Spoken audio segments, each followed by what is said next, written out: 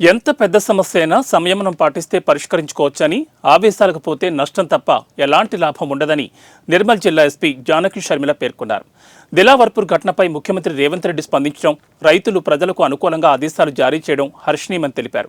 ఈ సమస్య పరిష్కరించడంలో మంత్రి సీతక్క చాలా చొరవచూపు తీసుకున్నారని, సమస్యకు పరిష్కారం లభించిందని అన్నారు.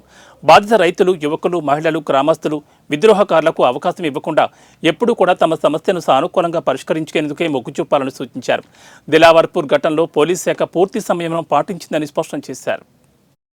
ఇది మళ్ళీ ఇప్పుడప్పుడే మీరు కోరినట్టుగానే కొన్ని రోజులు ఈ ఫ్యాక్టరీ పనులు నిలిపివేయబడతాయి. తర్వాత సెంట్రల్ గవర్నమెంట్కి వీళ్ళు స్టేట్ గవర్నమెంట్ ఏదైతే ఉందో వాళ్ళు రిపోర్ట్ పంపిస్తారు. తర్వాత యాక్షన్ తీసుకోవడం జరుగుతుంది. అంతేగాని ఇప్పుడు ఏ రకమైన రూమర్స్ నమ్మి ఏ రకమైన ఉద్రేకాలకి మీరు లోన్ కావద్దని తెలియజేస్తున్నాను. Thank you. ఇట్లా రూమర్స్ నమ్మి దాడులు చేయడము ఇట్లాంటివి చేస్తే చట్ట వ్యతిరేకంగా మళ్ళీ ఇబ్బందులు పడవలసి వస్తుంది. ప్రజలందరికీ విజ్ఞప్తి చేస్తున్నా, ఎట్లాంటి వదంతులు నమ్మొద్దు. అంత మంచి జరుగుతుంది. Thank you. నిన్నటి నుంచి చూస్తూ ఉన్నారు మేము ఎంత ఓపిక పట్టామో. నిర్మల్ పోలీస్ మీ పోలీస్ అనేది మేము ఫస్ట్ నుంచి ఇదే దీంతో ఉన్నాము.